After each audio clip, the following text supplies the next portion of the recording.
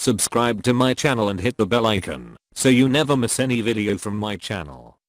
علماء سے سیکھتے ہوئے اور بزرگان دین اس کو بیان کرتے ہیں کہ بھائی چھوٹا سا ایک کام کر لو، اللہ سے رابطہ بناؤ، اللہ سے کلام کرنا سیکھو۔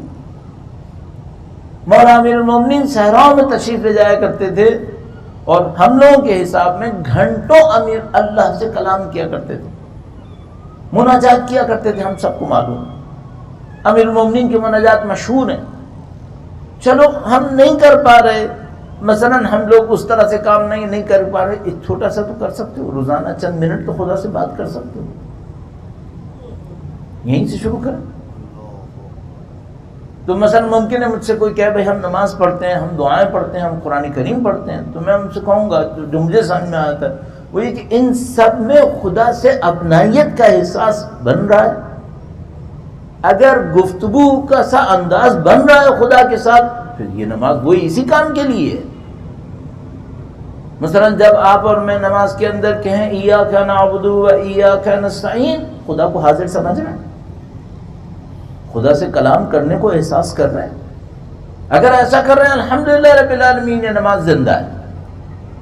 اور میں نے اس کی پریکٹس کی خاطر آپ کی خدمت میں عرض کر رہا ہوں کہ بھائی اگر خدا نہ کرے کوئی یہ کہے کہ بھائی میں اس وقت اتنا احساس نہیں کر پاتا، تو ٹھیک ہے، اس کے علاوہ ایک اور راستہ بھی ہے، آسان راستہ اور بھی ہے، وہ بھی انشاءاللہ ہو جائے۔ اس کے ساتھ ساتھ کیا کرو؟ اس کے ساتھ یہ کرو کہ اپنی جو مادری زبان ہے اس میں خدا سے گفتگو کرو۔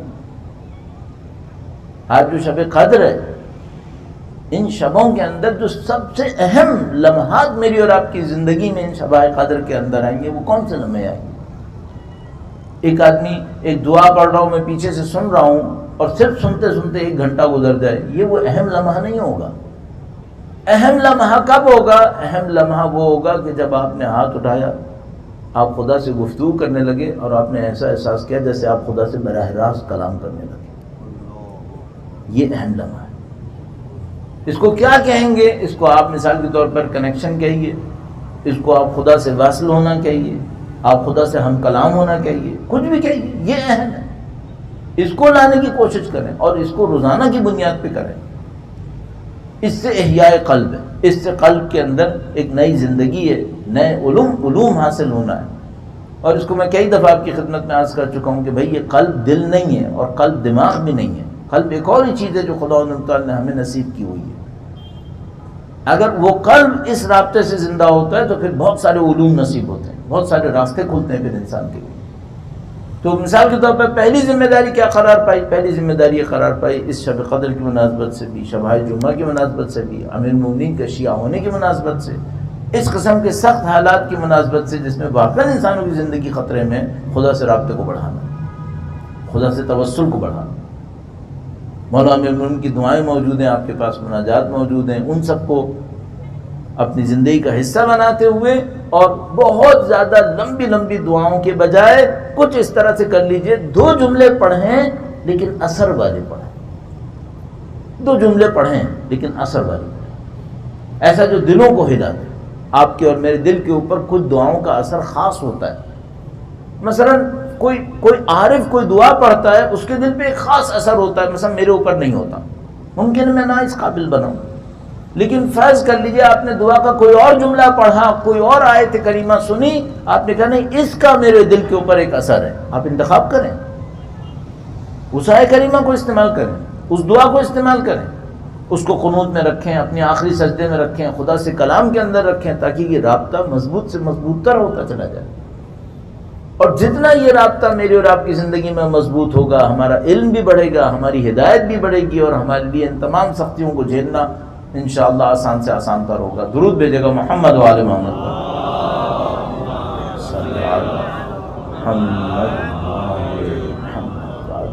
اور یہی جو پوائنٹ میں آپ کی خدمت میں عرض کر رہا ہوں، یہی شب قدر کی دعائیں بنتی ہیں۔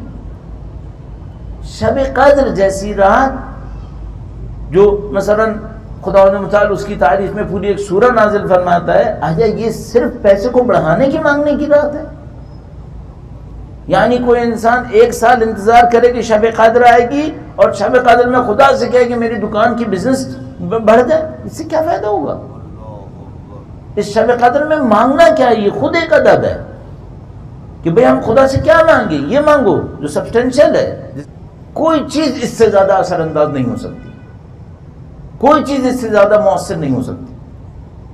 لاکھوں ڈالرز خرچ کر دیں آپ، سینکڑوں چینلز بنا ڈالیں، جو کام بھی کرنا ہے آپ کر دیں، لیکن اندر اگر خدا نہیں ہوا باہر بندگی نہیں آ سکے گی۔ یہ پروپیگنڈے سے تھوڑی آ سکتی ہے۔ آپ دنیا کی ہر فکر کو پروپیگنڈا سے پھیلا سکیں گے، لیکن اللہ کی بندگی کو صرف بندگی سے ہی پھیلایا جا سکتا ہے، اس کے سوا کوئی راستہ نہیں ہے ہمارے پاس۔ ہاں، بندگی کے ہوتے ہوئے میڈیا بھی استعمال ہو، بندگی کے ہوتے ہوئے طاقت بھی استعمال ہو، بندگی کے ہوتے ہوئے پیسہ بھی استعمال ہو، لیکن پہلی چیز جو چاہیے وہ دلوں کے اندر اللہ کی بندگی۔ ہماری اور آپ کی جو پہلی ذمہ داری بنتی ہے مولا امیر المومنین کا پیغام دنیا تک پہنچانے کے لیے، امیر المومنین سے خدا سے رابطہ سیکھیں۔ یہ رابطہ کیسے قائم ہوا؟ ظاہر ہے کہ وہ معراج کے اوپر فائز تھے۔ اگر میں اور آپ امیر المومنین کی نصرت کرنا چاہتے ہیں آج کی جیسی شب کے اندر، کہ جو شب شہادت ہے، اور ظاہر ہے میں نے عرض کیا آپ کی خدمت میں کہ ہمارے اور آپ کے کندھوں کے اوپر امیر المومنین کی محبت ایک بوجھ ڈالتی ہے کہ تم شیعہ علی ہو، تمہاری کچھ ذمہ داری ہے۔ اگر وہ ذمہ داری ہیں اور ہم جانتے ہیں کہ ہیں، تو پہلی ذمہ داری کیا قرار پاتی ہے؟ خدا سے رابطہ۔ اس کو سیکھنے کی کوشش کرو، یہ ان کا معرکہ ہے۔ یعنی اگر کوئی شخص ہم سے یہ کہے کہ مولا امیر المومنین کی حقانیت کے اوپر کوئی دلیل تمہارے پاس ہے، تو کیا ہے؟ دسیوں اور جو دلیلیں، سینکڑوں جو اور دلیلیں، ان میں سے ایک دلیل یہ دلیل بنتی ہے کہ جو خدا سے کلام علی نے کیا ہے، ایسا کوئی اور کلام کسی اور نے کیا ہے کیا؟ جو خدا سے رابطہ مولا امیر المومنین کا ہے، جو مناجات مولا امیر المومنین کی ہیں، جو دعائیں مولا امیر المومنین کی ہیں، خدا سے ایسا رابطہ کسی اور کا ہے کیا؟ ہے تو لے کر آؤ۔ جو توحید امیر المومنین نے بیان کی ہے وہ کسی اور نے بیان کی ہے، تو لاؤ پھر۔ بھئی اس سے بڑھ کر کیا ہے؟ خدا سے بڑھ کے تو کچھ نہیں ہے، جو کچھ ہے وہ خدا ہے یہاں پر۔ تو اگر خدا کی بات کرتے ہو تو خدا سے کلام کی بات کرو، خدا کی صفات کی بات کرو، خدا کی توحید کو بیان کرنے کی بات کرو۔ دکھاؤ علی امیر المومنین کے علاوہ کچھ ہے کسی کے پاس؟ ہے کسی نے سیکھا؟